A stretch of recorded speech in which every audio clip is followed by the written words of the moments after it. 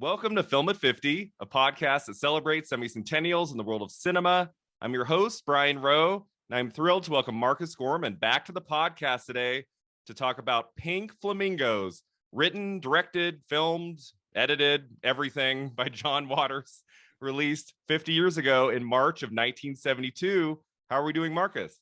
I'm doing fabulous. John Waters is a very important part of my life, and I'm so glad we'll be able to talk about him on this very non-explicit podcast. So we're going to have to be very careful in discussing what happens in this grotesque and lovely film. Yes, this is a non-explicit podcast, and this might be my first movie I've talked about here that's NC-17. Nothing else is coming to mind. Or was it unrated when it came out? NC-17 later on the 25th anniversary?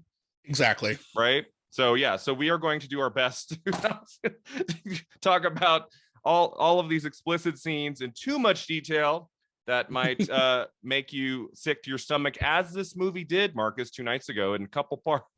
I had vague memories of this movie. I saw it once in high school because I was interested in John Waters. I had seen Serial Mom and I wanted to see his older movies. And I found this one. It was at the video store. I'm like, I didn't think video stores could carry NC-17 movies, right? In the 90s, but somehow they had it. And I watched the mainstream one certainly couldn't. All right. Okay. But I was halfway through it when I was in high school, and I'm like, I'm very happy that I think my parents were gone for something. I'm like, I don't think this would be a good one for them to walk in on when I'm like 15 years old. But I felt very like sneaky watching this when I was younger. But yeah, I hadn't seen it in 25 years, maybe 24, something like that. So yeah, so let's kind of get into this movie. Like, when did you first hear of this film? When did you first see it? Like, how did this film come to you? I'm one of the people that grew up around the Rocky Horror Picture Show culture, which is everybody's entry into midnight films, into cult stuff. My parents loved Rocky Horror, so I was always interested in this. And we'll get into this more later when we talk about his John Waters' films overall. But the first John Waters movie I saw was the aforementioned Serial Mom. My family was in Los Angeles. Probably my dad was doing some business, which means my mom would take me and or my sister out and do stuff, Disneyland, or just usually just go to the movies. So I was 10 and my mom brought me to Serial Mom because she really liked John Waters. And like, it's not that sexual. It's just kind of a violent, weird movie. And she thought that was fine for me. And it didn't bother me at all as a 10-year-old going on 11. And it kind of blew my mind. I don't know what theater it was, but I know we were on Santa Monica Boulevard. So it might have been the Arrow. It's very likely the Newark, up near the freeway, where when I lived in LA, because we know each other from college in LA, I went to the Newark a lot, and that's where I saw most of my midnight movies. Great programmer. The programmer at the time, he might still be there, was the movie geek on Beat the Geeks. I think his name was Mark. Oh, right. I remember that show. Yeah, and he would introduce a lot of like Kevin Smith stuff. That's where I saw a 3D porn movie with our mutual friends Dana and Cassie. Oh, right. It was just one of those places. Oh, Miller was there too. Miller. That was a weird night. Oh, that's awesome. So when you finally saw Pink Flamingos, had you seen many of his films? Was this the second or third you had seen? It would be. I saw it after Cecil B. Demented, which I saw as part of an art and film group that met in San Francisco. I would cross the bridge on BART and be with the people who are more attuned to Waters' style, because they grew up in this kind of highbrow / lowbrow city. And, you'd see things at the Roxy or these kind of weird little single screen art houses that we didn't quite have on the East Side, in Berkeley and Oakland. Even though Berkeley has plenty of John Waters attitudes to it. I saw this in my 20s, but I knew about it for a very long time. I was really obsessed because it was the 25th anniversary. That would be in 1997. So I'm starting to high school that year, and I hear all about this. I'm not old enough to go see it because it was NC-17 at the time. At that point, I had seen Hairspray. I'm pretty sure I had seen Crybaby when I was younger, but didn't really quite watch it closely until later. This would be, I would call this was probably my third Waters film. I've seen all of them now. Very much. I own most of them. So when you sent because this is not streaming anywhere, when you sent the link, I'm like, Fool, I have it on DVD. Come on. I have the polyester reissue with the Smellorama cards. Okay. Odorama. I always send a link to the guest just in case. I appreciate it. Yeah. I kind of thought you would have this on physical media. What, so you have was that the 25th anniversary reissue where it has the John Waters like commentary over like the deleted scenes and things like that was on the link I shared with you? Yeah, absolutely. I have that. And it's fun because his commentary, he talks commentary over himself at the end, which is really fun. The movie ends, but the commentary is still going, and it's like, oh Lord, I have to talk over myself now, don't I? Ugh. And then he's really funny for the next 16 minutes. So the 25th anniversary reissue in 97, was anything in the actual movie changed at all from the 72? Music rights. Deleted scenes. Oh, music rights. Okay. Music rights. So the birthday party scene is supposed to be happening to 16 Candles. Oh, he and that never was cleared that. Oh, so that was in the 72 release, and then later had to take it out. Oh, okay. And some of the deleted scenes have new music for the same reasons, because he didn't clear any of this music. We'll get into it more with his history, but his first movie, Mondo Trash Show, there is no sound being recorded, and it's entirely just everything from his record collection stuff that he can't clear. This is why I had to watch it 2 years ago on a VHS tape from Scarecrow Video. It legally cannot be released because of the music rights. Something he constantly did until New Line finally started giving him some money in the 80s. Okay, so Mondo Trash Show, I have not seen that. That's like 69, is that right? Like 69? Yeah, that sounds about right. And there's nowhere is there anywhere to watch that online, or that's not unavailable? Not legally, I'm sure. I didn't go looking, because if I can't find anything on streaming, I will go straight to Scarecrow Video. Scarecrow Video. Yeah, in Seattle. And they have a VHS copy, and you have to put a deposit down on anything that is rare. Some of their deposits go as high as $1,000. Okay. Wait, so you go in there and you check out a rare video, and you have to give them $1,000. You have to give them your credit card. Or your credit card, or else like they won't let you rent the video.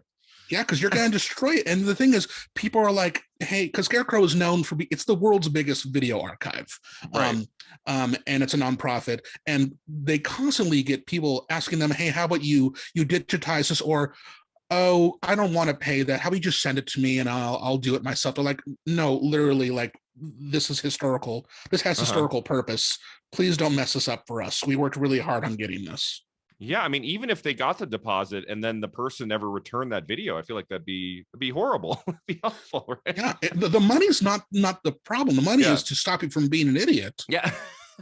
I think if someone was going to hand over $1,000, they would be very careful with the video. That'd be a surprise to me if they just ran off and like didn't return it. Oh my God. So Mondo Trash Show, that's the first one. Mondo Trash Show. Mondo Trash Show. And then Multiple Maniacs was the second one that I saw for the first time last year or 2 years ago for its 50th anniversary. I'd never seen it before, and it was on the Criterion channel, and I loved it. I loved that movie. That was it, right? So that was the first two, and then Pink Flamingos was next. Yeah, he had a bunch of shorts before then, and he worked with the Dreamlanders, his ensemble, doing just weird stuff around town. But yeah, this is his first color movie, and it's in color, and this is the movie that finally caught on for multiple reasons. Right, as we'll get into in the trivia here. So before we get into our thoughts of the movie, I thought I'd share some trivia, some background info, and of course, I'm sure you have a lot to share too. So in Pink Flamingos, which is the story of Divine and her misfit family who compete with a Baltimore couple to be named the filthiest people alive, this was the first in what Waters called his trash trilogy, continuing with Female Trouble and Desperate Living. Waters said he was high while writing the script for Pink Flamingo. He said, I was high while I was writing it. I was not high when I filmed it. I love that he would just reveal that in an interview. Like, I was high while writing this. I have not seen Female Trouble or Desperate Living, Marcus. Do I have some gems in my future? Yes, very much. Very much. I actually prefer those two to Pink Flamingos and Before, but we can get into that later. But Female Trouble is just insane and there are certain things in Pink Flamingos that do bother me, and that's the point. Right. But I can point to Female Trouble where it's a little, it holds on to you a little bit more. It's not any less strange, but for some reason it tickles me. And Desperate Living is this wonderful little fairy tale just filtered through his weird Baltimore aesthetic of just trying to shock you, with a marvelous central performance by Mink Stoll. So Divine is not in it. So when you take Divine out of the equation, she's not in Desperate Living. Yeah, because she wanted to do some, I think, stage work. When you take Divine out of these films, the orbit kind of gets a little weird, and it's kind of fun to watch because Divine is an incredible person. He is a marvelous cult figure, but when Divine's in your movie, you know Divine's in your movie. Like I said, it's the orbit. Everything orbits around Divine in these, and you can't escape from it. You will never be confused about whose movie it is, and that is both good and can be a detriment if you're trying to follow what little story there is. Yeah. Is she in Mondo Trash Show, the first one? She's in all of them. She's in every, before her death in 88, I believe. Was it 88 or 87? Divine, yes, she is the star of Mondo Trash Show. It mostly just follows her. So the only film that she's not in that Waters made before her death in the late 80s was Dangerous Living. Dangerous Living. And she's in Female Trouble, right? She's the star. She wants her cha-cha heels. And John Waters tried to make a sequel to Pink Flamingos. Divine was still alive for that, but did not want to do it because at that point he was actually doing performance work outside of the Divine drag. He's in Trouble in Mind, the Alan Rudolph movie shot in Seattle. Right. There was a documentary, I think it was on Netflix, I watched in the last few months about Divine. I Am Divine, I think it was called. And it talked about those last few years was getting male roles. And I think the night Divine died, was supposed to go in and do a Married with Children episode the next day. So it was kind of moving away from that. Was the sequel, do you know the year that Waters was trying to make the sequel? Was it in the 80s? Yes, it would have been 1984. But at that point, not only did Divine not want to do it, Edith Massey had just died. And Edith Massey, Miss Edie, is a major part of the Pink Flamingos universe, and so wouldn't want to do it. It is the script for it, Flamingos Forever, is in something called is in a book called Trash Trilogy or something like that. Something. That's awesome. I just bought it. It has not come in yet. Oh, cool. So that would have been around the 80s. Yeah, it says 1988 book Trash Trio, which also includes the scripts for Pink Flamingos and Desperate Living. That's it, Trash Trio. That's so cool. I wrote a piece about that in graduate school about how I feel like a lot of these movies, like these screenplays that don't get made, that have a lot of interest from fans of cinema, I feel like they should be released in book form. And I'm really happy that Flamingos Forever, even though it never got made, I'm happy it exists, at least in script form, in a printed book. That's really cool. So there is that long gap in his career from 81 to 88, between movies. He doesn't have a credit, a directing credit. So that explains maybe he was trying to get that going around 83, 84. But wasn't Polyester in 81? That was a little bit of a step forward. That was more of a studio film, higher budget.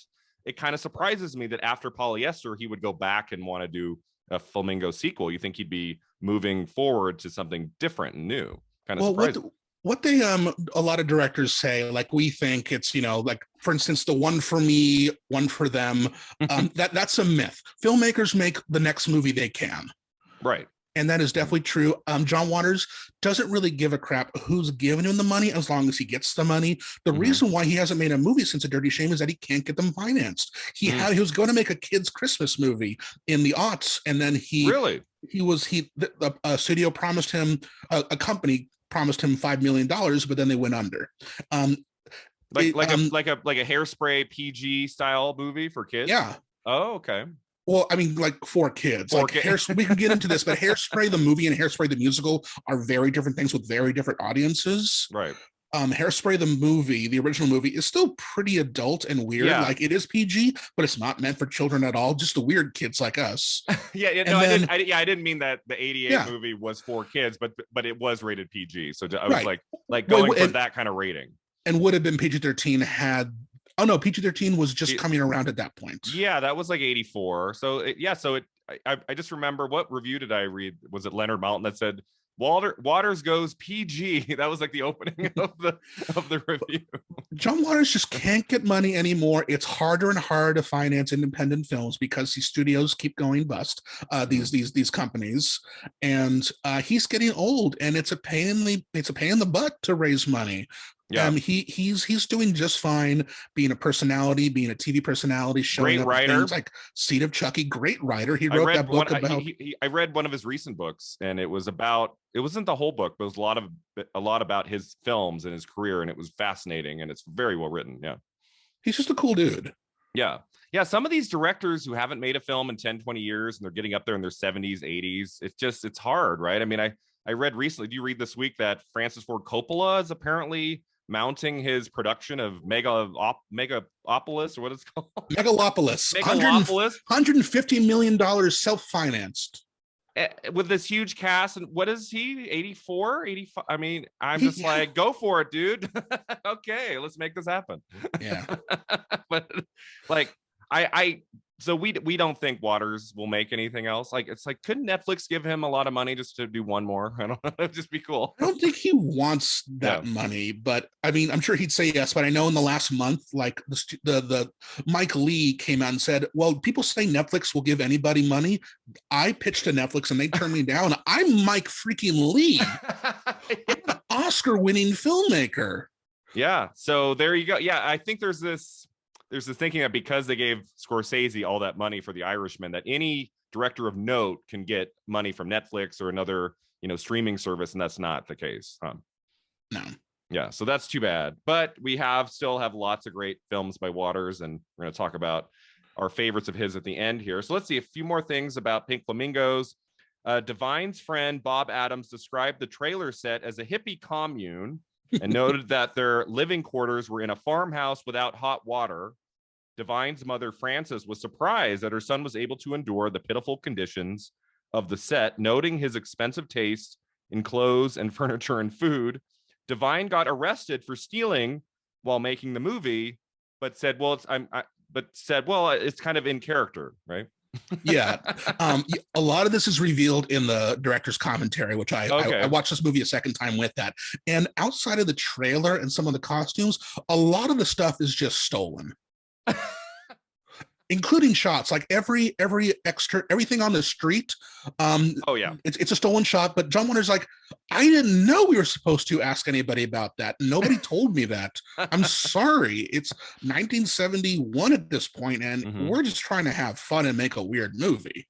Yeah, that would have been a surprising development if I had heard that Waters actually got permission to film anything. And it's like it looks very much like on the fly handheld camera. It looks like they're just grabbing the shot and then moving on, as so many do when they're starting out, which I would understand that. Shot on a budget of only $10,000. Surprised it cost that much. Well, and he says that felt like a lot because his last film was like 5,000.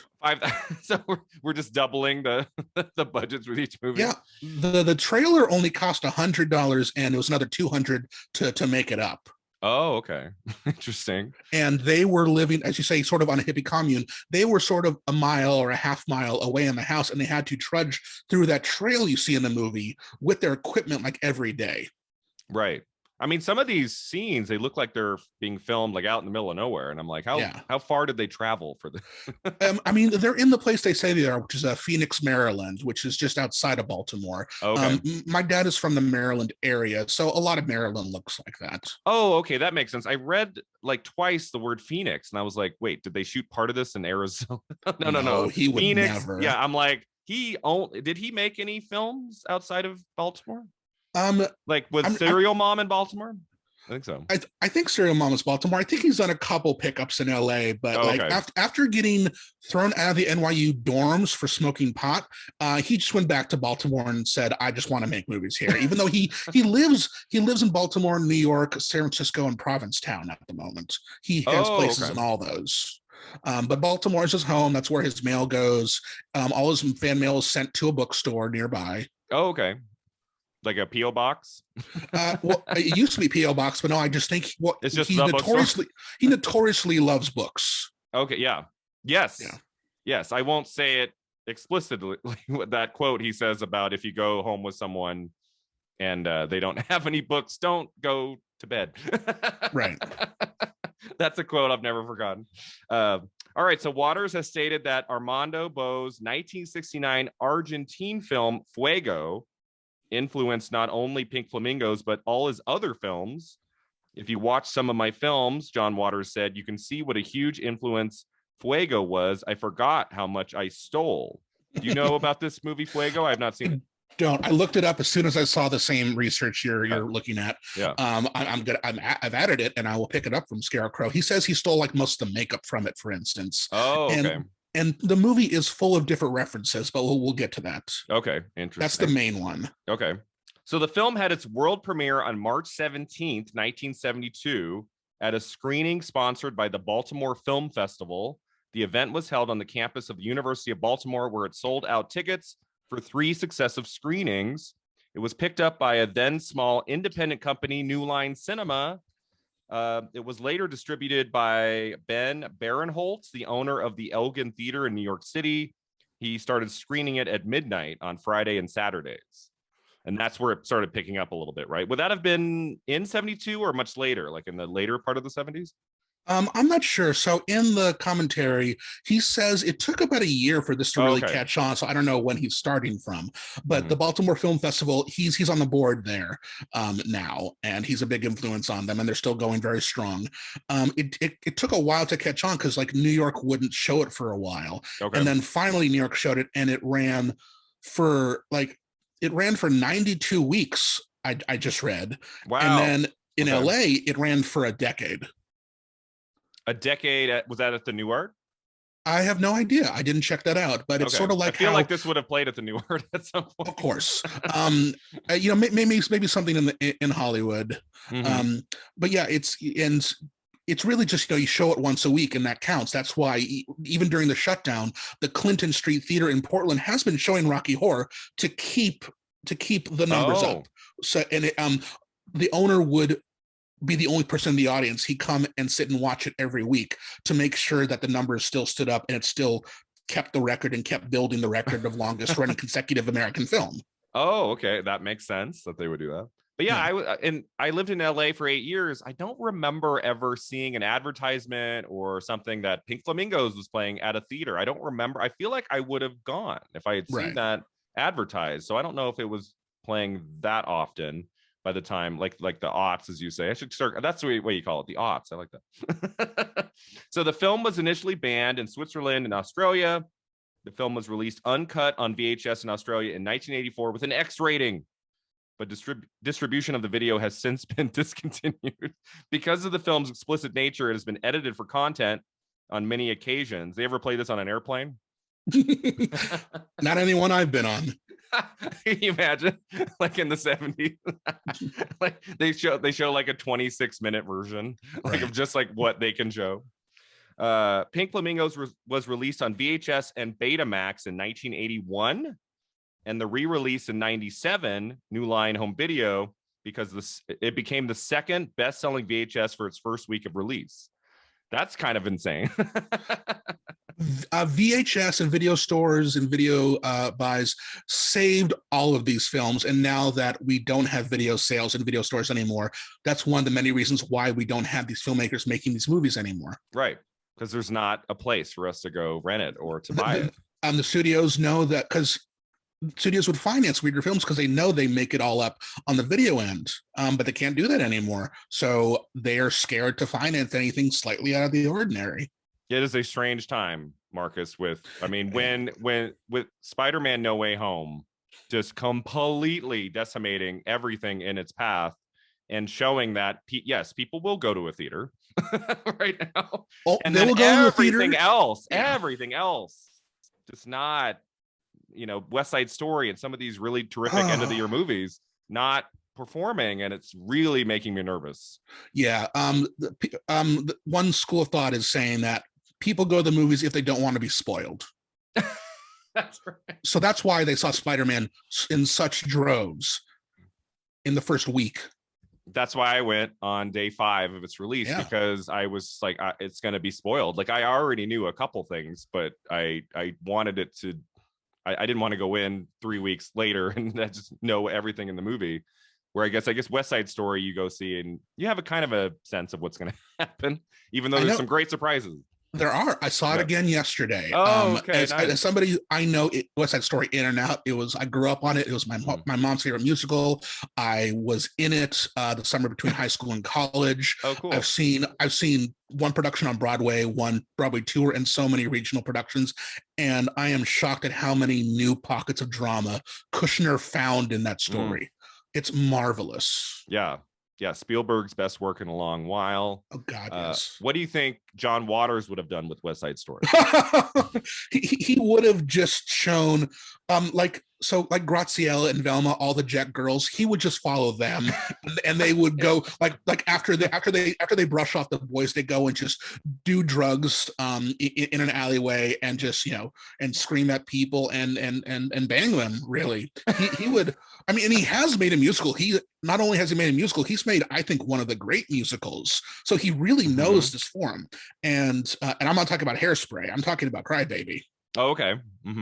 Cry Baby from 1990. Fantastic musical. But no, you asked what he would make Cry Baby, which is about a bunch of ruffians. And there are similarities. Yeah. That's a great point. Yeah. And historical. What decade is Cry Baby? The 50s? Cry Baby, yeah, because he loves 1950s drive-in movies. He would watch them from afar with binoculars, and that's where a lot of his interest came from. That, and apparently watching the Leslie Caron movie Lily, the movie that became the musical Carnival. It's the one about a bunch of puppets. So he would stage these violent Punch and Judy shows for kids. Yeah, so I noticed in Pink Flamingos, he likes that like 1950s, like doo-wop sound, like music. Like there's at least 2 or 3 songs I recognize in this movie that sounded from the 50s. And then you have Cry Baby, and he likes that old school kind of music. It's really great. And then, so let's see, I have 2 more things here. So we mentioned it briefly. So tell me what happened here in the 2014 kiddie version of Pink Flamingos. It was a reading that he was filmed. I've never seen it, but he did. So he filmed it and he showed it on a loop at one of his art galleries. It's like an art gallery film. Okay. Yeah, it's an art gallery film. I'm sure somebody has it somewhere. I have not seen it, but he said it's actually kind of more grotesque. Even though like they're not acting it out, they're just being kids saying these weirdo lines. Yeah, so it says it's a 74-minute video. The kids are wearing wigs and costumes modeled on the originals and performing roles that were played by Divine, Ming Stoll, Edith Massey.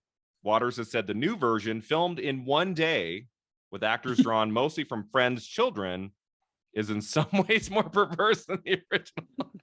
Of course it is. I don't, maybe, is there a 50th anniversary disc coming this year? Maybe it'll be on that. I don't know. Oh, that'll be great.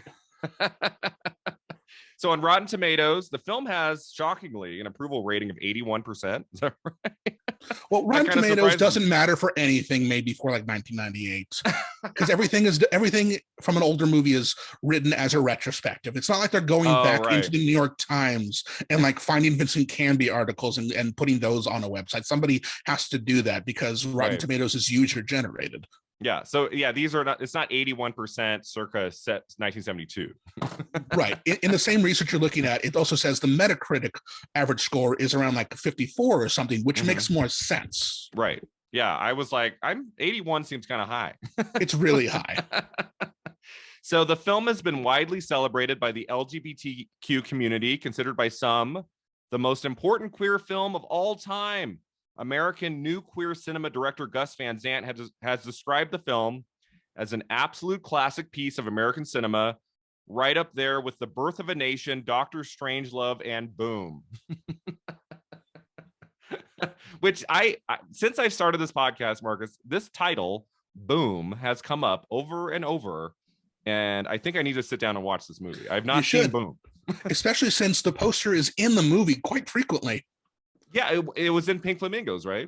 Yeah, I'm like, this movie is everywhere. I need to see this. 68, Elizabeth Taylor, Richard Burton, is that right? I know it's Taylor and Burton and Noel Coward.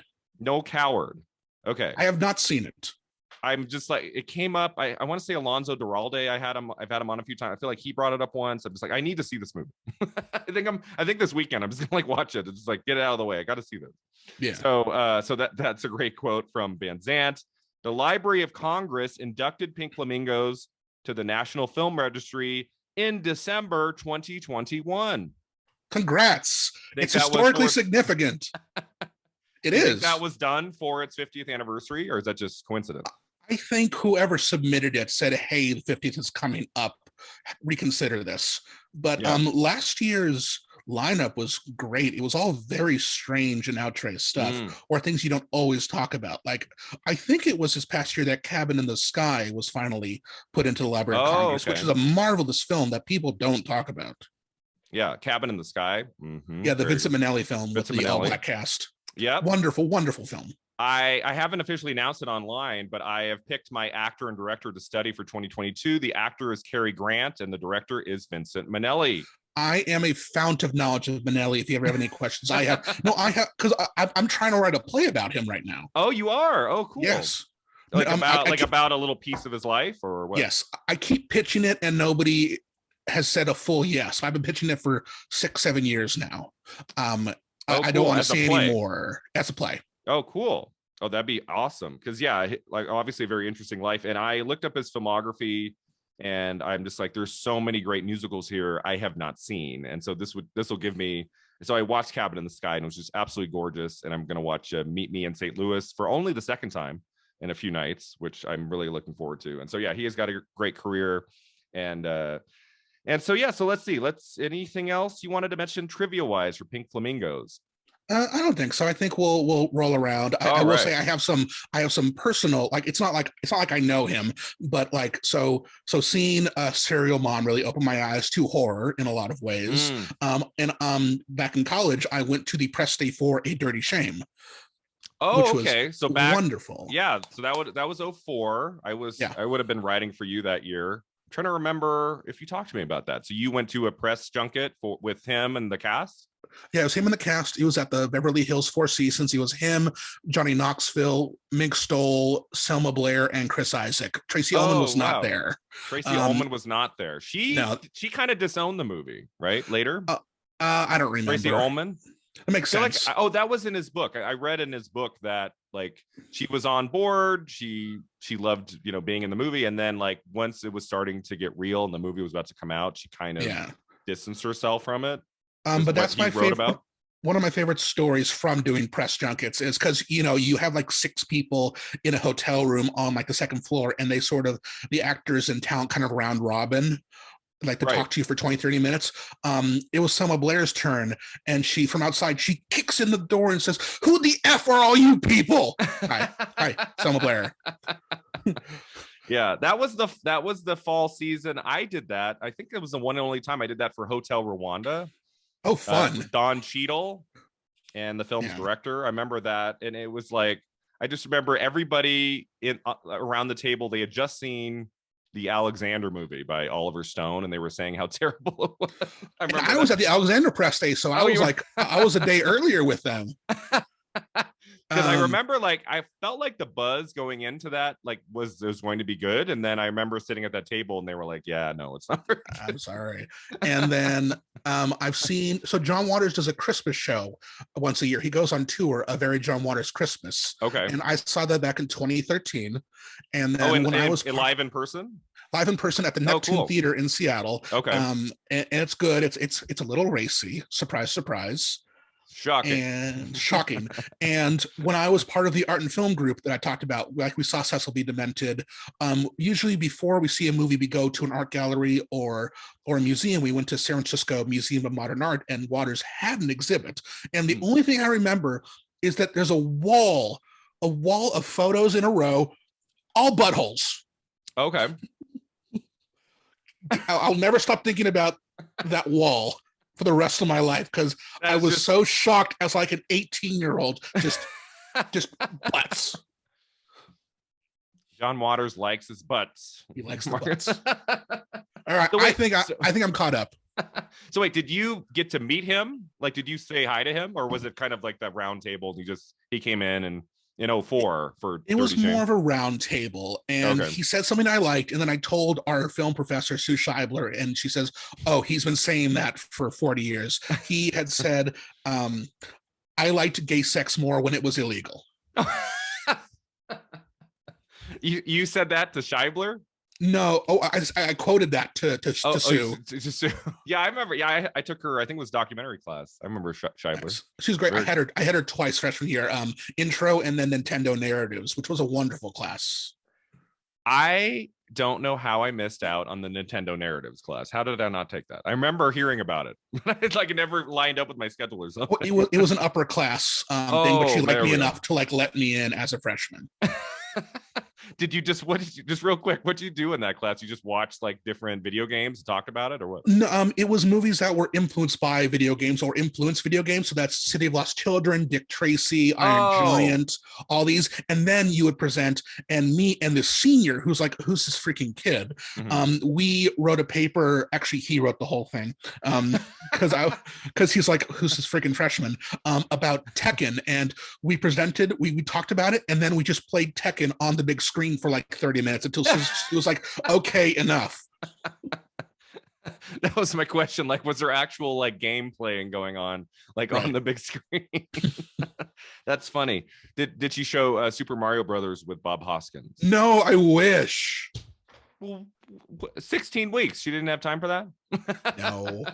I should find my syllabus is somewhere. I would love to see that syllabus if you ever find it. Scan it and send it to me. I'd love to see what that was all about. Pink Flamingos. All right, Marcus, we have come to the moment. What do we think of this movie? How has it held up after 50 years? Did you watch it again this week? Like what? Like, did you bring anything new to it on this viewing? Like, kind of what do you think about it today in 2022? I was able to bring to it the knowledge of all of his other films that were not Crybaby, Serial Mom, and Cecil B. Demented, for instance. Okay. It is like a lot of shocking movies, it loses some of its power on multiple viewings or even a second viewing. So I watched this on its own, and then I watched the commentary directly after. Right. It is a landmark film. I completely understand why it did these things. Of all of his movies, especially the Trash trilogy, everything like pre-Serial Mom, it has the cleanest hook. So there's no confusion, because his movies can get really intense in terms of stories and how far they're willing to go. They'll jump between decades. Yeah. They'll throw you completely out of the loop. In Multiple Maniacs, which you watched recently, there's when Divine goes to the church and meets Mick Stoll. Yeah. That sequence we cannot talk about on this non-explicit podcast lasts like 10 minutes. I'm like, what am I watching here? Pink Flamingos is about two families just trying to be the filthiest people alive, and that's pretty much it. So it's not really a plot, it's just showing you little sketches of shock comedy, and if it does not shock you, that's not really your fault. Times have changed. Waters talks about this in the commentary, because he says like the difference between the two families is that the Marbles are actually trying to hurt people, and he's not about that. His entire thing, this is true about A Dirty Shame, where all the kinks were personal and they did not hurt anybody. He's like, offend anybody you want, but like don't hurt people. The Marbles do that. But he's talking about stuff that in the commentary, to get back to that, he mentions that, the Marbles, their thing is to impregnate women who they've locked up and then give those babies to lesbian couples, which in 1972, the lesbian couple thing was the most offensive thing he can think of. And then on his commentary, which is done in the late 90s, it's like, that's how lesbians get their it's like lesbians adopt babies all the time, and it's not a big deal depending on where you are. So that shock is completely gone. Other things are way more shocking than he intended, because, and he uses this word, not me, political correctness, which something he rails against a bit in his stand-up and in his monologue, that he is still, I'm not saying he's stuck in the past, because his whole point is to be yourself and don't hurt anybody else. He thinks we're a little softer than we used to be, which he's fine with. But say, for instance, the thing, and I know part of this podcast is talking about things that don't quite work. The thing that I still can't do is the chicken scene. That scene is just, I hated this. It's so hard to watch, and the thing is, us hating it is the entire point.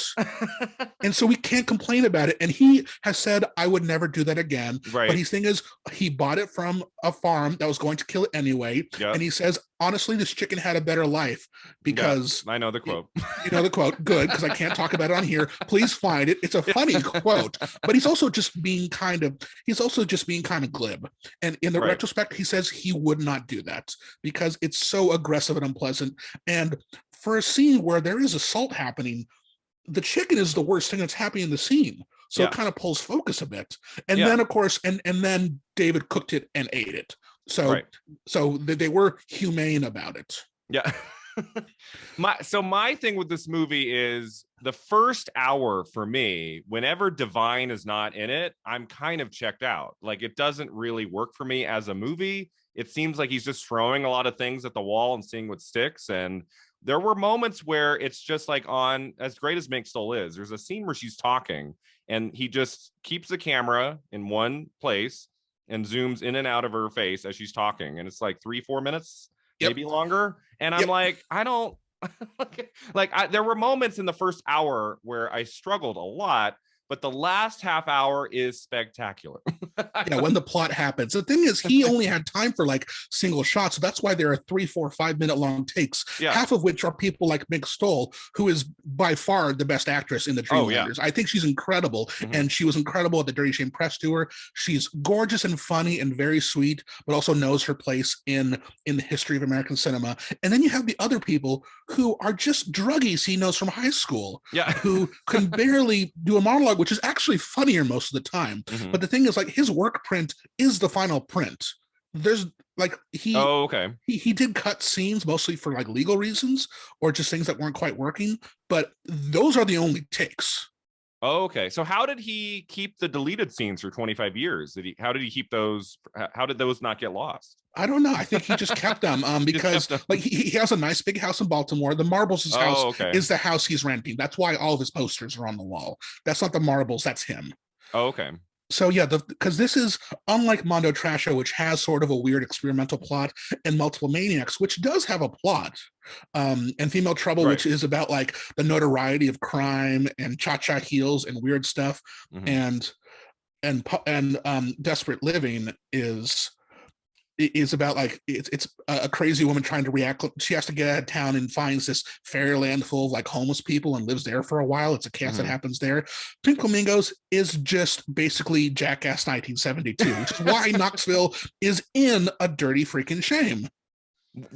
Which would make sense. There is no Jackass without Pink Flamingos. Oh yeah, I would agree with that totally. It's just when you're looking, I mean, we've just started looking at films released in 1972, but when you look at all the films that would come out that year, I mean, there's just nothing like this. Is there like around 70 anybody but Waters doing this kind of movie? Well, there's Mondo Kane, the Mondo Kane documentaries, which he are referenced in this. It's also a lot of the New York underground filmmakers that I only vaguely know about, but like he takes a lot from Andy Warhol and Warhol's people. So there is stuff he learned in New York and learned from these experimental films that are informing this film, because he's always a combination of the 1950s hoodlum drive-in movies and like weird Italian cinema. So this stuff, it's not like he's making this all up. It's think of Pink Flamingos as the Matrix. It's a lot of different ideas coming together. Very few of them are original, but they're done in this new weird queer lens that it feels completely brand new. Pink Flamingos is like, he really Waters infamously hates hippies, and he wanted to piss them off specifically with this movie because he knew blue-collar people were never going to see this movie. They ended up finally seeing it around the mid-70s. He's like, these people are rowdy as hell. What's going on? I thought I was a weird because John Waters grew up in the suburbs, and he went to private school and like boys' schools, and then he makes friends with these friends, and they would go into the city and hang out at beatnik bars, and that's where they find these other people and get these weird ideas. So he was always a weirdo, and this is just his brain. He just wants to get a rise out of people, and he's getting a rise out of us 50 years later with a freaking chicken. The chicken scene. And is it one shot, the whole thing? Yeah. Like, does he cut away? Yeah. I think it's two shots actually, because Two it cuts shots? to a closer one, and then it shows Cookie in the window, spying on them. Yeah. So watching this movie for the first time in 20 plus years, there were four parts that I remembered very clearly, and there was the chicken scene, the guy in his back, the, the mom and the son roaming around the house, and of course the last scene. Everything else I was like, yep, this is kind of new to me. I don't remember all of this. But once the plot gets into motion, once we get the burning down of the trailer, and they go, like, Divine and company, they go find the culprits, like all of that, even though some of it is like done in long takes, I think Divine makes this movie what it is. When she's in it, there's just something so charismatic about her, and the, like, just slightly weird delivery of her lines. Like, it's not quite realistic, but it also doesn't feel like fake. There's a weird way that Divine says things. Divine, like, starts at 1,000.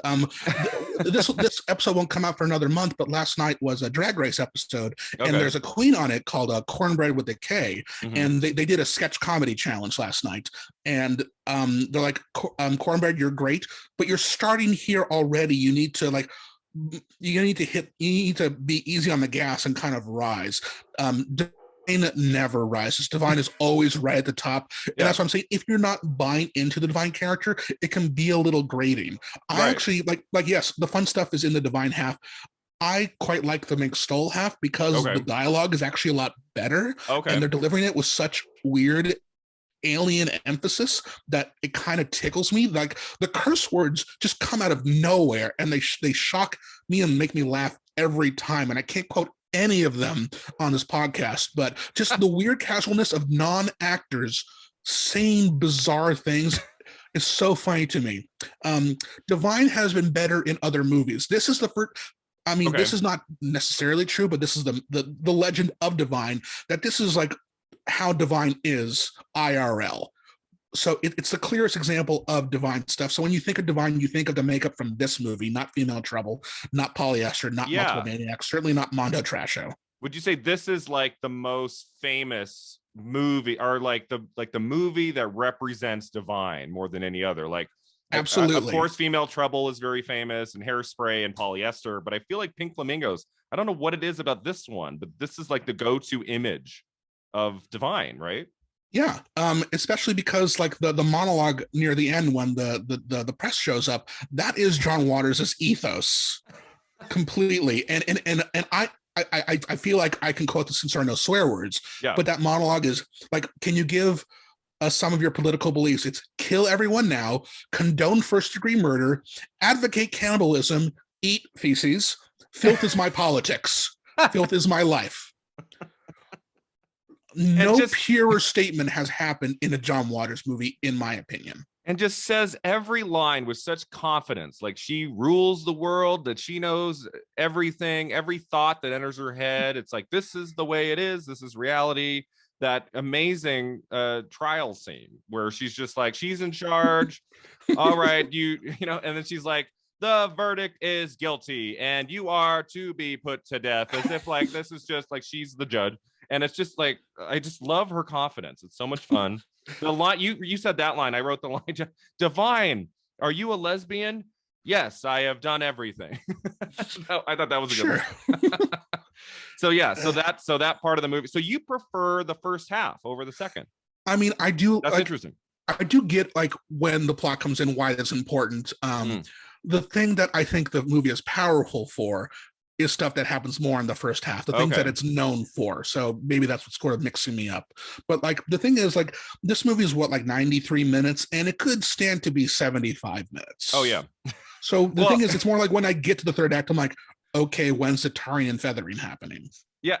So when I put on the link that I shared with you, it said an hour 47, and I'm like 30 minutes in. I'm like, oh my God, why is this movie so long?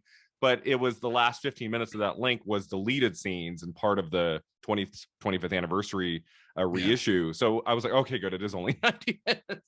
But yeah, I think a good 10, 15 minutes could be shaved off of this and just have long credits, make it 80 minutes and call it good.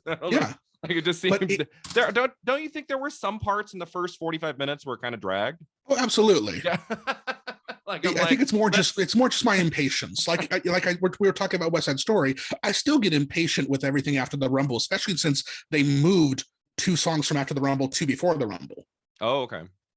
Yeah, I mean, part of it was for me just from a filmmaking point of view, just like how a lot of these long scenes, it's just one camera angle, like 1 or 2 takes, and we're not really cutting away. Well, yeah, and he's like zooming in and out. Like, I mean, that's how I made my films when I was like in middle school. Like before I made my first real short, I would like just film from one side of the room and zoom in and out, like because I didn't know how to edit yet.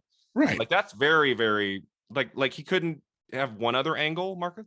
No, not really. No, because because the New York Underground filmmakers he was referencing wouldn't do that in the first place. Okay. But you also talk about like Polyester in 81, which is where he gets a bigger budget. New Line's actually a company and not just some distribution. Yeah. Do you know what the difference is in Polyester? He stopped shooting his own films. Oh, okay. So through Dangerous Living in 77, he is the camera operator. Yep. And then Polyester and on, he is not filming anymore. Correct. Which would make sense. Yeah. Yes. That's that was the hard when I made my thesis film at LMU. To not be in charge of the camera was very tricky for me. I never really liked having someone else film my movie. I wanted to take over. I mean, the way that Soderbergh and some of these guys, like they will shoot it too with the camera. Yeah. Like there's something about having someone else do it and you're like, not quite what I was looking for. Like it's never quite what you want. Yeah. So but not to say that his later films don't look great. His obviously the filming of his later movies for John Waters are really great. Yeah, I also it wasn't him trying to control things. This is hypothetically, but I just think it was just the easiest and cheapest way to do things. Yeah, I mean, is there anything he didn't do on Pink Flamingos? Was he in charge of catering?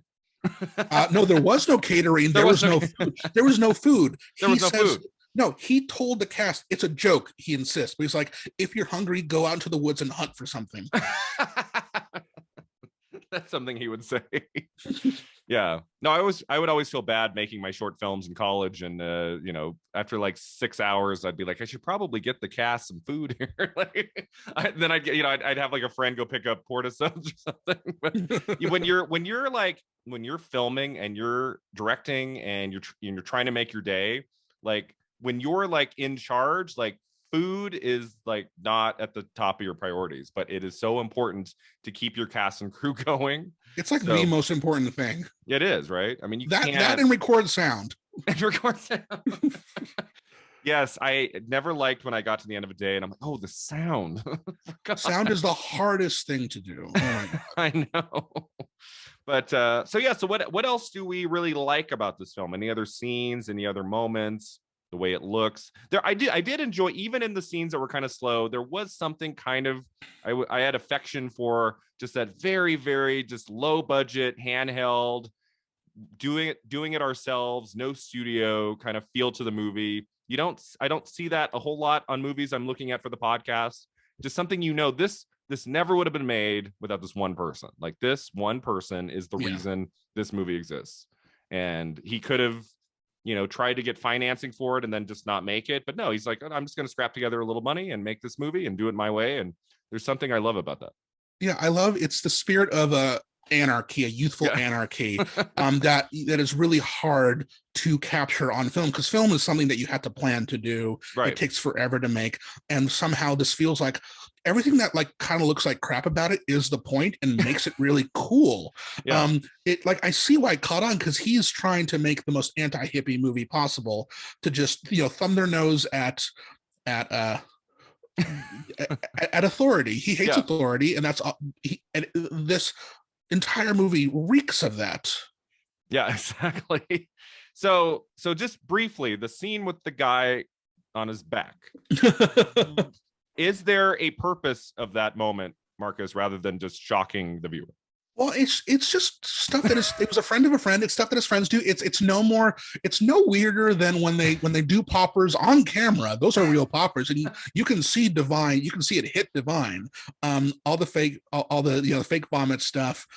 It was just like, the thing is, I'm not saying I have friends exactly like this, but I have friends very much like this. I am part of a fringe theater community with plays and clowning and burlesque. Mhm. And this is just some stuff that people do when they have the ability to do so and don't have cops around. So, I mean, the thing is, I remember that scene extremely well because it's so freaking weird, and it's done to Surfing Bird. Which is so funny to me. It's there to just be a goof. There's nothing more to it. The whole party scene is so funny to me. Like, you'll notice that like the opening credits take a while they go on for a long time. They do. That's because it's the biggest cast list ever. That's because he put in every single name who's in the movie, including the extras, even people he did not know. Entirely. He just any extras who showed up in the background, like he ran over and wrote their name down. And the thing is, like, we don't have end credits really starting like long end credits until a year later with American Graffiti. Because the trade-off for making such a cheap movie and paying them was to give them more credit, and that's why it has the long credits, and that became the mainstay after a couple of years. But pre-1973, there's no end credits in that way. Right. Yeah. That's it. It seems like we'd get, in the opening credits of a lot of these older films, like you get everybody, and it'd be just like those slow kind of like what lists of 20, 30 names on a slide in this first minute or two, and then the end. You don't have that long list of credits we get now. Yeah. And you don't have time to decompress after a movie, which is like, I stick around for the end credits. It's not just out of a sign of respect, is that I want to listen to the soundscape of the movie a little longer, and I want to come down from it before I go out to the loud multiplex behind me. Yeah. Or get in my car. Yeah. My mom was upset because after I saw West Side Story with her, and literally the first credit went up and she was standing up, and I'm like, no. We don't have to stay till the last thing, but let's sit for 2-3 minutes. Like, let's just let this wash over. So the guy on his back, the thing is, like, it's a very popular part of the movie, but the thing is, he insisted he go uncredited. Do we know who that man is? Yes. So, and then he never told his parents, and that's a lot of the reason why he died. And then a year later, John Waters says, "Oh, it's this guy." And this was in the last 2 years. Oh, like in the last 2 years, he died, and Waters told the world who he was. And it was like when Deep Throat revealed himself. I know I'm saying that in a non-explicit way. I'm talking in the Watergate way. That is a film. I'm sorry, listeners, we are not going to do an episode on Deep Throat, even though it was in the top 10 box office hits of 1972. I'm not touching that one. one of the most profitable films of all time. Yeah, so we'll talk about it, but I'm not going to do an episode about Deep Throat. I'm not going there. I'll do Pink Flamingos. I am doing Fritz the Cat, but we're not doing Deep Throat. At least not right now. Yeah, I just saw Fritz the Cat for the first time 3 weeks ago. Very cool. How'd it go? It's good. It's Ralph Bakshi. Ralph Bakshi does not. He made it so he can make other films. It was not his idea, and the sequel was closer to what the studio wanted from him. It was a for hire job, and you'll get into that when you get into Fritz the Cat. But the sequences I like. Most of the sequences I like are because of behind the scenes stuff, like the excrement in the box. The story around that is that that's actually Divine's excrement, and put it in the box the night before, and didn't tell the other actors. Oh, okay. That was the other line I wrote down. She said, "Someone sent me a bowel movement." I'm like, that was a very specific way to say. Like, I thought she would have used other words, Right. And the thing the movie is known for is the final scene, which is, of course, disgusting. And that's the thing I knew about the film before going into it, that and the poster and the image of Divine with the pig's head, which actually threw me off when I was young. Like, that was the thing that kind of scared me. But the story behind the final scene is that they were actually following the dog around for 3 freaking hours, which is the most annoying thing. Part of filmmaking is waiting for the right shot, because they fed it steak the night before, and they were like, "Oh, but they're treating this dog so well," and then it's just Divine chasing a dog around for what 3 hours feels like an eternity when you're trying to shoot something. So on location. Was he recording? Was he 3 hours of just lost footage that couldn't be used? That's my understanding. How much? I mean, wouldn't he have run out of footage at some point if this? Maybe he just kept on reloading, every time, steak is what you feed a dog the night before if you want it to do its business the next day. Well, it's what Waters fed the dog. I feel like that might plug the dog up. I feel like you'd give it something different, like vegetables or something. Right.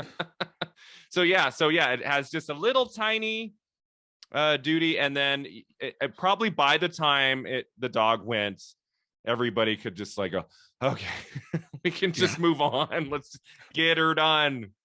And you know, they're not recording sound, and you can tell they never record sound in the first place. Yeah. So they're like, it's not like, oh, everybody shut up. It's happening. Yeah. So yeah, did later in her career did Divine regret that scene? Because it kind of follow her the rest of her career? It did. I haven't watched Divine Trash or I Am Divine, but it's like for instance, they talked about that on the. For instance, when he talks to his parents, he says it's trick photography, and he also says, like, somebody asks him, like, why did you do that? Like, people thought that was one of his kinks. He's like, I did it because it was in the script. Oh, okay. And that's all that Divine really seems to say about it in my own research. I'm very curious to see. I kind of want to read the script for the potential sequel and see what was that going to be topped in the second one. the scene with the dog where we're gonna have something similar in the sequel. Yeah. I like, and in the censored versions, like, they cut the chicken scene and they cut the guy in his back scene, but not the dog poop scene. That is good. We're good to go on that one. Yeah, and he's like, and he explains this in the commentary. He says, because it's not a law, it's not in the Bible or anything. Yeah. I was happy to see that scene's pretty brief. I feel like it could have gone even longer there and really just like stayed with that moment forever and ever. I feel like it's just the right amount. I mean, do you think that scene's in the script at the end of the movie because Waters knew he had to end with something really out of the box shocking? That has to be it, because everything else is of himself. Everything else is acting. Like, you know, there is like the scene where Divine and her son, after they mess up the Marbles house, and then they engage in a sexual act. The thing is, they are friends in real life, and Divine was not comfortable with that sequence. Went along with it, but kind of regrets it. And the person playing her son never acted again. Oh, okay, yeah. One of the few Waters people who just never showed up again. Interesting. Like that moment put him off enough. He said, I think I'm good. Well, just the whole thing, because it seems like it was miserable to film this. As much fun as they were having, they only shot this on weekends. He was making money during the week. So they picked this up whenever they could. One of the many reasons why, say, there's so many long shots and no alternate takes is that they had 2 days to do this. Right. So this was a weekend shoot movie, which many films have been made that way. A lot of low budget movies. And when they set the trailer on fire, did it very illegally, and almost, they're like, I'm surprised the forest didn't catch on fire and we're not all in jail. Exactly. I'm like, we see it's Mink Stoll who throws. What does she throw into the? She throws a torch, almost catches her coat on fire. Yeah. But we see it like we see her throw it in, we see the fire start, and you're watching this like, this is really happening. This is really happening.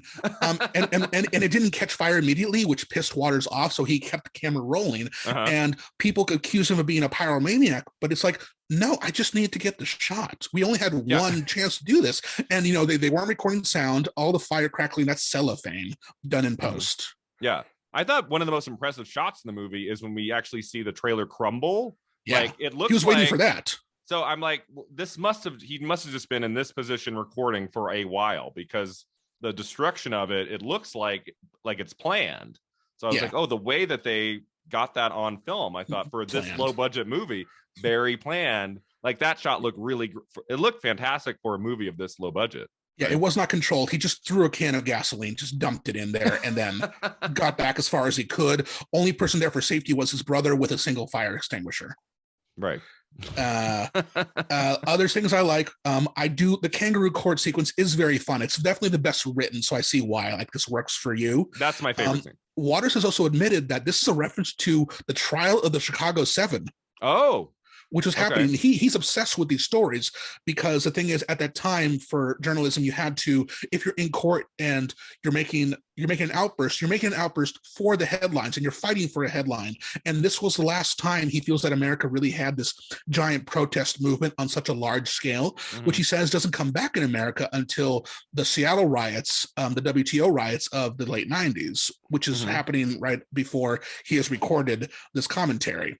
So so he thinks that he went to all these trials about that the radicals were being a part of, and he either went to them or he followed them closely. And he loved the theatrics of the courtroom. When you see female trouble, you will see more of that. So he's obsessed with the radicals of the Chicago 7. He's also obsessed with the Manson family, which are referenced in this, like, you know, at the top, the legend at the top of the film, like these four women, those are the Manson girls. Which he says he would actually not do nowadays because he knows how much they hurt people, but he still advocates for the release of one of them. Even today. And of course, Serial Mom ends with a big trial scene, and we get Patty Hearst at the end of that movie. Patty Hearst is the second, like he would make Patty Hearst jokes, and the fact that she joined his company and has been in all of his movies since is such a blessing that she was willing to roll with it, because she's one of the best things in Serial Mom, for instance. Yeah, she's great. Is Patty Hearst in Serial Mom earlier? Isn't she only in the trial scene at the end? I don't remember. I know that she's just a juror. Yeah. She's wearing white after Labor Day. Yeah. He's making this point to like scare the media, because you had to scare them then because they weren't looking for it the way they are now. Yeah. So that's why it's such a strong scene, because it has so many different references. The party scene when they kill and eat the cops, that is a direct reference to Night of the Living Dead. He is admitted.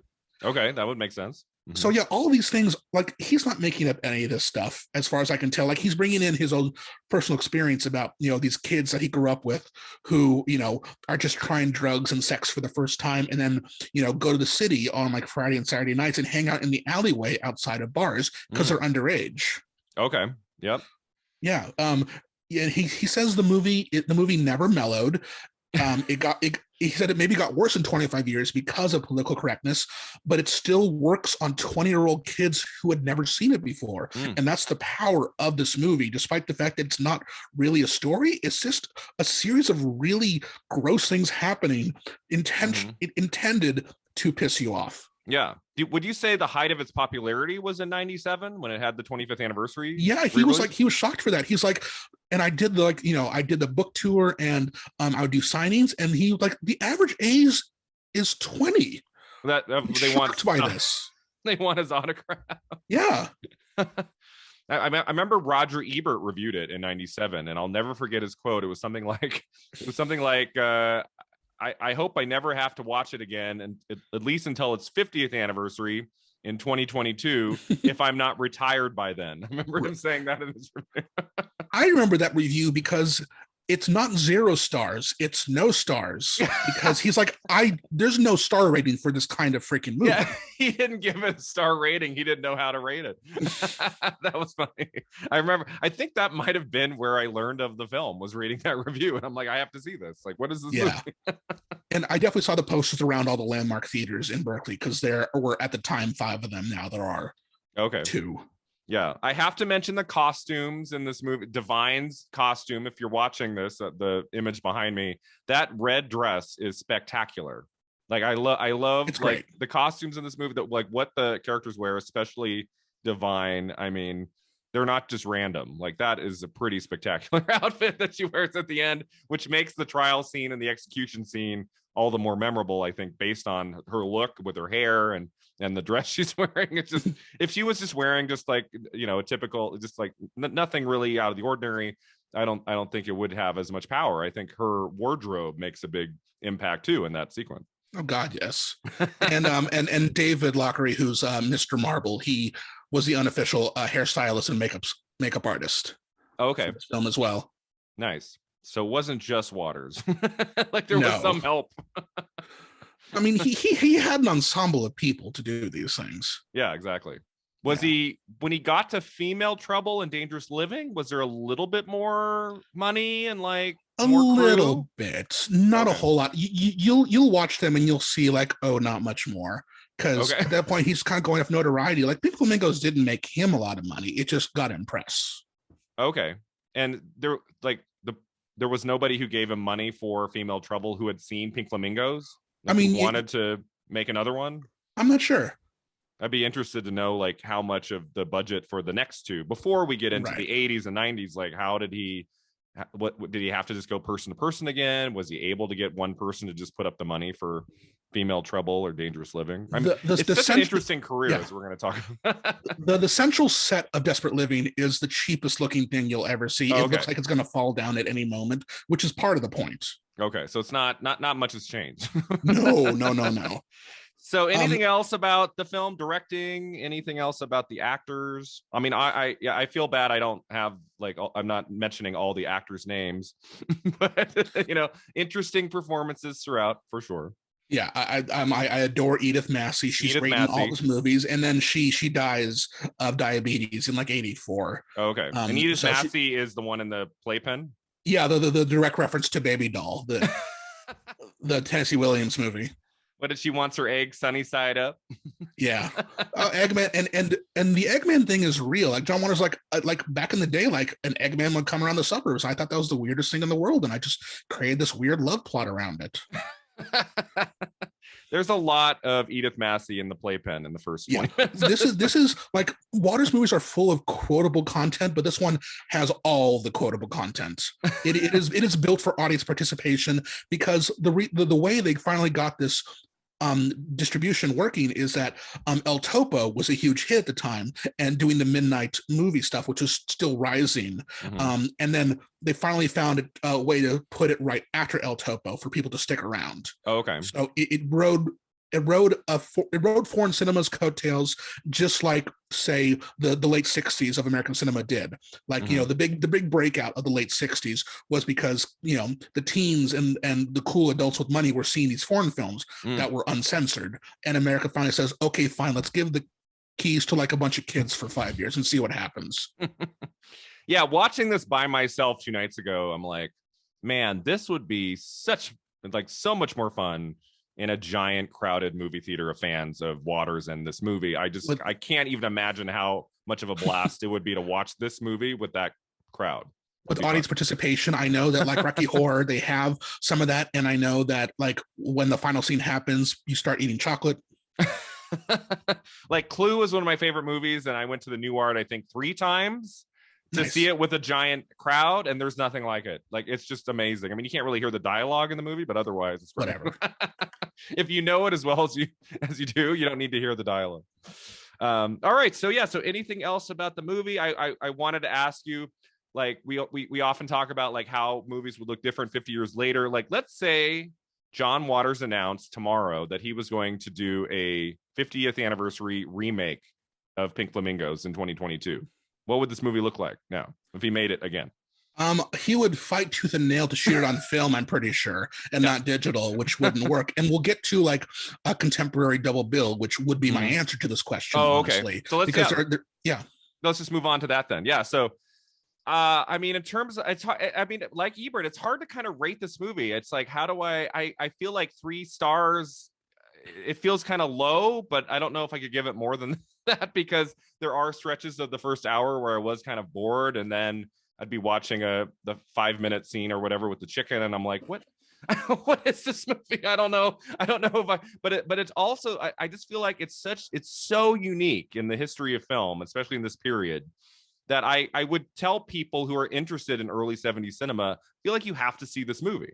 I feel like it's just one of those movies when you're older, like, you have to watch this and just get a sense of John Waters. I just think he's in many ways such a brilliant writer and filmmaker, and he's one of a kind. And I just feel like if you're interested in film history, especially the 70s, you have to take a look at this, even though I didn't really enjoy very much of it. Right. But that's the thing. Like, he doesn't want you to enjoy it. He's trapped us in this. It's like you can't escape what's happening. Yeah, I agree. Like on Letterboxd, which is 5 stars, I put it 4 and a heart. Okay. So And the thing is, but I'm also constantly like being defensive about movies that are, very important part of cinema, even if I don't like them. So I always overthink like my star rating. So this is, not my favorite Waters movie, but is by far the most important, by a long shot. And that's everybody needs to see this at least once. I'm not sure if you need to see it again. If I'm able to see this with a crowd, then I will see it again. I have no intention of watching it again, especially since I get bigger laughs out of other films of his. And also sort of enjoy when he quote unquote softened up a little bit with his studio films. It turns out he's actually a great filmmaker, not just like in terms of like, anti-cinema in this Tim and Eric kind of way. It's that he actually has a great eye for a shot. I think Crybaby especially is beautifully filmed. I think the look of that film, maybe more than any of his others, I think is fantastic. So we'll get into his career here in a moment. So my last note I wrote was happy I never have to watch this again. But if there was an opportunity to see it with a giant crowd years down the road, I think I would do it. That would be fun. I would show this to people. If it was just myself, I would pick at least half of his movies to watch again over this. If I suddenly had like an urge to watch a Waters movie 5 years from now, I'd put on one of the three I'm going to talk about at the end here. All right, so the modern film you would pair with this, you said this would kind of answer the question about remaking Pink Flamingos 50 years on. Like what would we pair with this when this ends?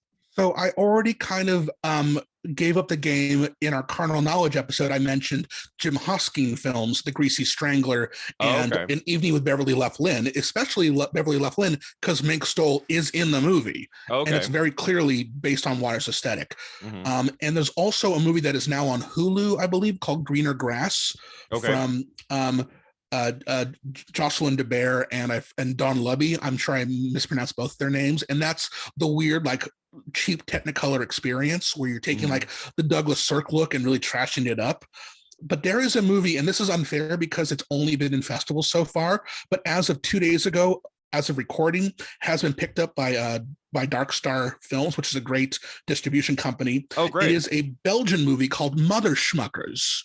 Mother Schmuckers, or in French, it's a Fille du Plouc, which is sort of like Sons of Yokels. So this is by Harpo Guit and Lenny Guit. It's about two idiot brothers, disgusting people who they lose their mother's dog and they have 24 hours to get it back. To explain any of the demented, disgusting things that happen in this like 67-minute movie, I cannot say on this podcast. I tried to get it for SIF last year. I was the only person who really loved it. But also we had limited spots, and and that's fine because it is an S-post of a movie completely. It very clearly loves Waters. It loves Jackass. It loves all these things that came out of Waters and Jackass. It is disgusting, like sexually, morally, and it's unfortunately extremely funny. and then they think of the worst possible thing they can do, and then immediately end the movie, just like Pink Flamingos. So later in 2022, it might be available streaming somewhere. It'll be streaming. Somewhere? I doubt it'll play any theaters. Like if it is, it'll be like no. It's not like a Neon where they buy out AMC and they play Titan for a week and nobody sees it. No, this will play at a couple art houses. But it'll be on VOD and streaming. Mother Schmuckers. It is not for everybody. I cannot say that loudly enough. But I saw it a year ago, and I have not stopped thinking about it. It played Sundance 2021, and a lot of people says, imagine getting rejected from Sundance in favor of this. It is that divisive of a film, and it would be more divisive if anybody had heard of it. And then it played Fantasia and Fantastic Fest, and I'm like, well, I was right, all right? But it's okay, because you know what? Austin audiences are different than Texas audiences. Austin audiences are different than Seattle audience, which is different than a Bay Area audience. And the festival that I mainly program for, I'm a part of the WTF section, the weird stuff. But sometimes you can go a little too far, and we hear that from our clients, from our audiences, and they were right to say don't program this. But so now a year later, I'm on a podcast saying rent Mother Schmuckers. Rent Mother Schmuckers. And just get ready to just be offended like crazy and think worse about humanity. I will watch it for you, Marcus. I love that title, and I think I have to check it out. Mother Schmucker. Okay. So I was thinking, it hasn't come out yet. By the time this podcast drops, will have been out, and it'll probably be on VOD. But we've talked about Jackass. There is a new Jackass Forever, which will have dropped in February. That might be an interesting movie to watch. 50 years on, something kind of similar in tone, nature, a little bit. Oh God, yes. Right. So that could be a possible option. And then I was thinking, like, I don't really love his last movie, but I feel like it might be an interesting experiment to look at his first, like, kind of breakthrough film, rated NC-17 from 72, or later rated NC-17. And then to look at his last feature film, also rated NC-17. It's called Low Down Dirty Shame? No, Low Down Dirty Shame is a Keenan Ivory Wayans movie from the 90s. A Dirty Shame. A Dirty Shame. A Dirty Shame. Yeah. A Dirty Shame from 2004 with the great Tracy Ullman. I think that would be kind of an interesting experiment one night to see, like, how did he change? How did he not change over 32 years with the same rating, with the explicit and NC-17 rating? What changed about him as a filmmaker and what didn't would be an interesting experiment for a student of film. So that would be a recommendation too. That'd be kind of interesting. Do you think he changed a lot in 32 years? Yes and no. He got better at certain things, but actually sort of near the end. So after Pecker, then he makes Cecil B. Demented. So Pecker's a pretty... Which I saw in a theater. I remember liking Cecil B. Demented. Pecker's a pretty kind-hearted drama for the most part. It only has a couple weird things, and the weird things are pretty normal, even though it's an R-rated movie. And then he goes to Cecil B. Demented, which is more of his earlier stuff. Like, all the characters are there to offend you. Like, we learn about Alicia Witt's backstory, which is both an incredible monologue, extremely funny, and very depressing and shocking. And then, of course, ends with, Melanie Griffith setting her hair on fire. Because because they're making a point about, like, Stockholm syndrome and what is art and what is the story, and that's way closer to his earlier films. It doesn't feel at all like The Guy Who Made Crybaby, in my opinion. I love I love how he got stars in his last few movies, which I feel like the first genuine star he got was Kathleen Turner for Serial Mom. I mean, there was Tab Hunter for Polyester, but, like, the first, like, big star, Academy Award nominee. And then he gets Edward Furlong, Christina Ricci, Melanie Griffith, Stephen Dorff. I believe, if I remember in the book correctly, I believe he wanted Meryl Streep for A Dirty Shame. Oh God, that would have been so funny. I would have liked that. I love Tracy Ullman, but I know what Tracy Ullman can do. Can you imagine Meryl Streep? It would have been so freaking funny. It wouldn't have been, honestly, it would not have been that different than Mamma Mia. I don't think Meryl Streep, she is game and works with a lot of different directors. I don't know if that was ever going to happen with him. Oh. But it'd be like what if Meryl Streep showed up in a Tarantino film? Like, what would that look like? Like something. He would never.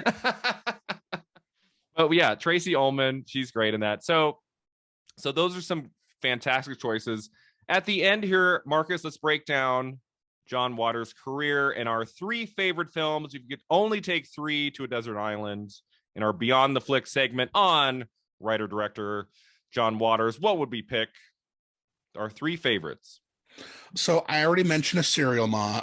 Because it's the first one I saw. I had never seen anything like it. Things still, like, nothing bothers me about that movie, but it was like, should I be watching this? And my mom was super cool. My parents were super cool. Like, I would see a lot of R-rated weird stuff. I just couldn't see I couldn't see too much, like, nudity in films, but violence and weird crap. Yeah, totally fine. Serial Mom is, despite that it's a very aggressive film, it's actually very kind-hearted in a weird way. And, like, it taught me a lot about manners, because she's killing the rude, basically.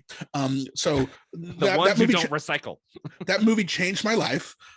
I did mine too in some ways. I love that film.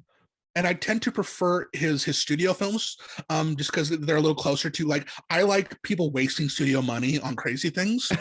So But I do want to give credit to his pre-studio era, and the best of those is, in my opinion, Female Trouble. Okay. Which is the wildest story for the most part. Like, yes, Multiple Maniacs has the lobster puppet sequence, and it has the church sequence. They're both great sequences. They're both awful things happening on screen, but he's like, whatever. They're get over yourselves, you hippies.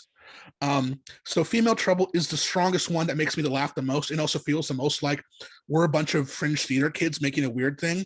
The famous gif from Female Trouble is Divine on stage saying, who wants to die for art? Audience member raises his hand, I do, and then she shoots everybody. And it's so funny to me.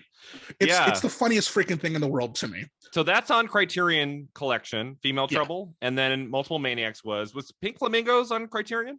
I don't think so. I don't think they get the rights to it. And Living. Desperate Living. Desperate Living. That is not on Criterion, right? No, I mean, I have these all on DVD, but yeah. So they went with Female Trouble and Multiple Maniacs. That's interesting. Yeah, and the thing is with Criterion, it's also just a rights issue. It's not like they can get their hands on anything. Like, I know that I love Criterion, and they make themselves up as the hoity-toityest of them all. But say, Arrow and Shout and Vinegar Syndrome, these are all just as important and sometimes better to these weird midnight movies and these Z-grade movies. Yeah. So Female Trouble is my favorite of his trashy films, although I do also recommend Mondo Trash Show because it is actually so different than the rest of it, because it is just sort of no sound recorded experiment, and it is basically like it's the inside of his brain through his record collection. Okay. In a completely illegal way. And he just keeps on replaying these things, like the music, like, on TikTok recently, oh no, oh no, oh no, no, no, no, that sound thing. He does that in Mondo Trash Show. Most of the time.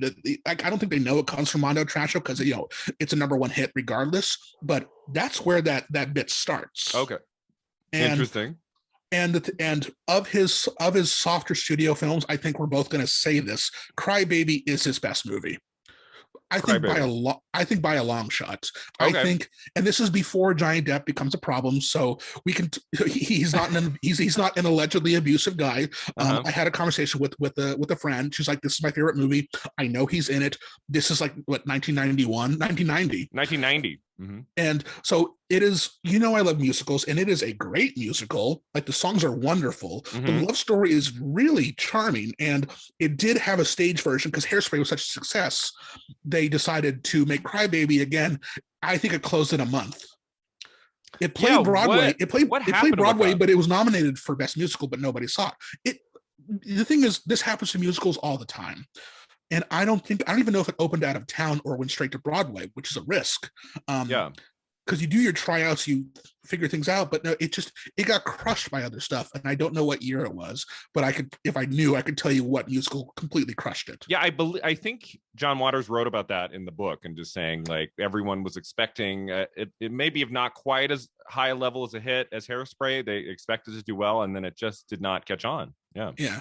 So Cry Baby is a combination of two of my favorite things. Is a really like bright-eyed musical about weird stuff, but also it is, and combine that with 1950s drive-in hooligan movies. I love hooligan movies if they're made by American International or the other company. Anything Roger Corman touched that was about teenagers, like and hot rods, are just incredible. Like, one of the best ones is called High School Hellcats, which informs the song High School Hellcats in Cry Baby when they're doing the game of chicken on the cars. Okay.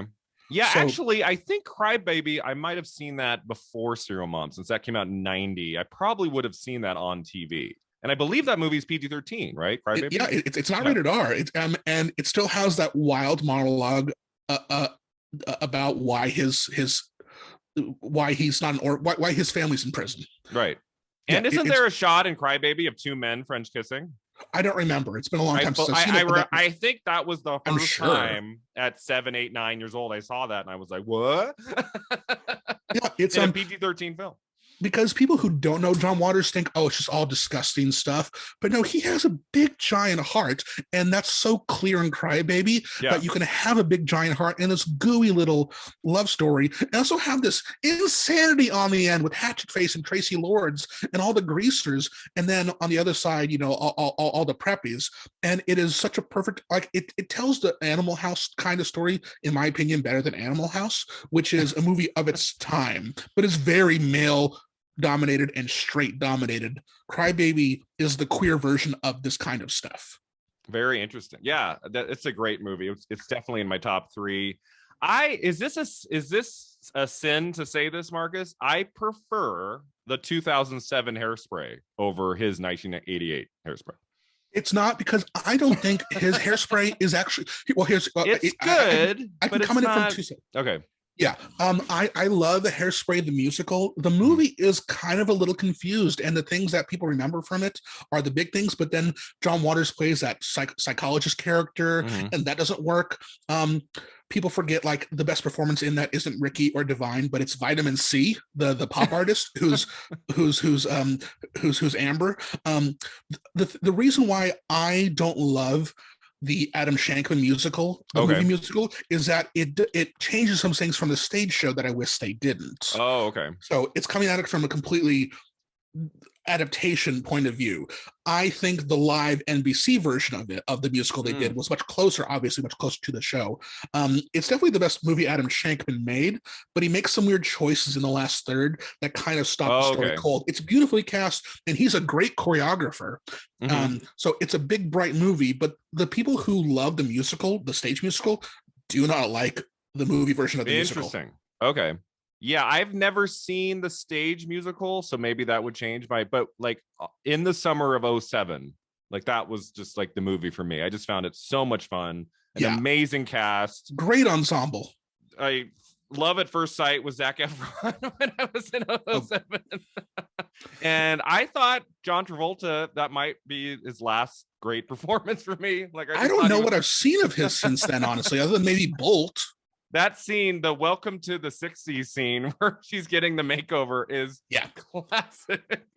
The stage show is her mouth opening when she sees the hair and she goes, it's just like John Travolta went for it. He went for it forever. I remember my roommate at the time, because this was right after college. He says, "Why is a man playing the role?" I'm like, Jeff, come on.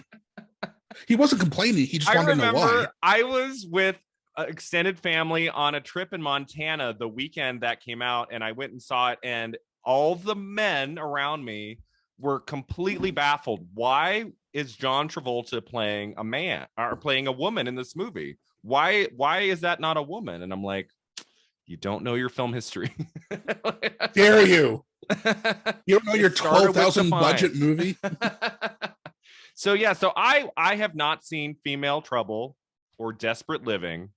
So my third favorite would be multiple Maniacs from 1970. I love the black and white look of that, and I feel like Divine is in most of that movie. Is that correct? Like Divine's like the star of that and is in all over the movie, and I just really had a good time with it. I think that'd be a fun one to look at of his early work. So I would actually go with Crybaby number 2 and Serial Mom number 1, even though I'm with you that Crybaby is probably a better film, like in terms of its story. I just have a special place in my heart for Serial Mom.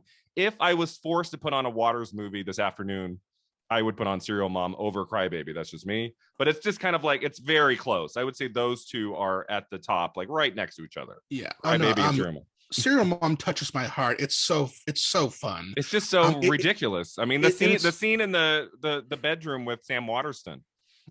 It's with them just like flying up against the ceiling. I'm so happy you're my wife. I'm watching this at age 10 and I'm like, what is going on? I would say that's one of the first sex scenes I've seen like that, but it's also the only sex scene that's ever been like that, except for maybe Scary Movie 1. Scary Movie 1. And you have Ricky Lake in it. You have a young Matthew Lillard is in Serial Mom, a great cast. I also know why it's near and dear to us. It's because so much of it takes place at a video store. There's a lot of the video store. That's where Matthew Lillard's character works. Right? Is it both him and Ricky Lake? Yeah, they both work there? I know he does. And that's where I learned about Herschel Gordon Lewis. Yeah, and yeah, isn't he like a film buff and he talks about like classic movies and stuff, like Yeah, like horror film? And at home, he's watching these demented 70s horror films by Herschel Gordon Lewis. Yeah, he's watching like Blood Feast or something. 2 years before Scream, Matthew Lillard is playing a character obsessed with movies and horror films. Really great. Serial Mom. I love the murder set to Tomorrow from Annie. Yeah, does she have an axe? Isn't like it's like a leg of meat or something. Oh, that's right. It's a leg of meat, and isn't she like singing along with the song as she just Kathleen Turner was the perfect casting. I'm glad they got nobody else. Perfect, just at the right time too of her career, just perfect casting. So I'm learning as we both saw it when we were at age 10, and we were like, "What is this? Movies can be this way," and it's just stuck in our brain. So I totally get that. Like on another day, I might say that because it means so much to me. Yeah, and my mom trusted me enough to deal with this insanity. Because it came out. I believe it came out in theaters in March of '94. So I think it was one of those that played on like HBO or Showtime on a loop throughout like 95. And so I think I watched it. Yeah. I found it there. And I would just, as long as like my mom and dad were out of the room, let's watch Serial Mom again. Because it's like there's a sweetness to the movie that makes it kind of appropriate for like younger viewers. But at the same time, you recognize, okay, there's something not right with this movie, but it's so great. And it counterbalances her murders. Okay, now you said 94. I'm sorry, I was 11. I'm so sorry. 11. We're off by one, but still showing that to an 11-year-old, bringing an 11-year-old to a theater to see that, I'm like, God bless you. Yeah, and the ending of just that long trial and her legs under the table. It's so funny, and that was most of the marketing. That and the poster was the knife, but the marketing was mostly that scene. I remember that's the same I remember from the trailer. Yeah. And I like how it like all the people like who we saw earlier in the movie, they all come back at the end. Yeah, it's kind of like their bow at the end of like the stage show, and so the killing of Patty Hearst in the last scene. And like it's one of the few first movies I saw where that kind of ends with, oh no, what's going to happen next? Oh, it's over, because everybody exits the court. Kathleen Turner's found innocent, and everybody comes, innocent. And then she murders juror number 8, Patty Hearst, and then everybody comes out of the courtroom and sees her in front of the dead body. She's like, womp womp womp. Suzanne Summers at the end. It's just like it's just a wild movie. I really like that one, and I have affection for like Pecker and Cecil B. Demented and A Dirty Shame, but I feel like the height for him in terms of his career was Crybaby and Serial Mom. So that takes us to the end here, Marcus. It's been so much fun to talk about John Waters and Pink Flamingos with you today. Do you have anything you'd like to promote or tell our listeners where they can find you online? If you're watching, you've got a little John Waters yourself. I love it. It's a little Funko Pop. It came out last year. It says Pink Flamingos. I am currently programming films for the Seattle International Film Festival. Sundance has just happened, so we are rethinking what movies we want. Okay. That will be SIFF will be running April 18th through 28th, and that will be a hybrid festival. Knock on wood. Last year we had to go all virtual. Year before that, we didn't have a festival. Wow. So we will be in person and online. So I think we program a lot of great films. We are very good about covering different countries and being weird. I'm part of WTF and New American Cinema. So the weird stuff and the scrappy things with heart, I'm involved with those. All the weird stuff from Eastern Europe, that's other people, and those are great movies too, but watch my films. I wrote a radio play that is now on Spotify and wherever you get your podcasts. It is called Space Race 5000. It is a full-length science fiction cartoon sports movie for your ears. Oh, cool. It is an sports movie. We recorded it in August and September. We released it in 2 parts in December. So, and it's part of the Ugly Radio, which is the podcast of weird anthology, horror, sci-fi, whatnot. So go to Spotify, type in the Ugly Radio, and find Space Race 5000 parts 1 and 2. I'm currently working on other plays. I should have a virtual play that is happening this July. It is currently called Anxiety. It is a series of 4 monologues that interact with each other, and it's different. Each monologue is about a different part of a relationship, and I am currently looking for somebody to produce either my play and or screenplay called Gold, which is about a 19-year-old woman, college student. She finds out her late grandfather had this little black book full of all of his affairs, and in order to understand him more, she goes across country to find his mistresses. Oh, that's a great idea. I am reworking the play right now as we speak, but the screenplay has been in a bunch of different competitions, and most recently was a finalist at the SF Indie Fest. Oh, congrats. So I am, thank you. I have 6 awards for it now, and I hope to get more, and I want this to be an actual film. I'm almost 40, and I should probably have a film under my name, even if I don't direct it. That's fantastic. What's the title of the script? Gold. Okay. All right. Come on, you can people. find Let's get this made.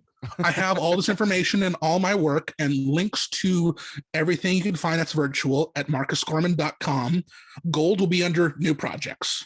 Okay. We will check that out. All right. Thanks, Marcus, for being here. Always a pleasure to have you on Film at 50. Thanks to all of you for listening. You can find us on Facebook, Twitter, and Instagram. And check out my new YouTube channel, Brian Rowe Video. I'm doing video essays about Academy Awards history and careers of actors that I love. Check that out. It's Brian Rowe Video on YouTube. Until next time, remember, 50 never looked this good.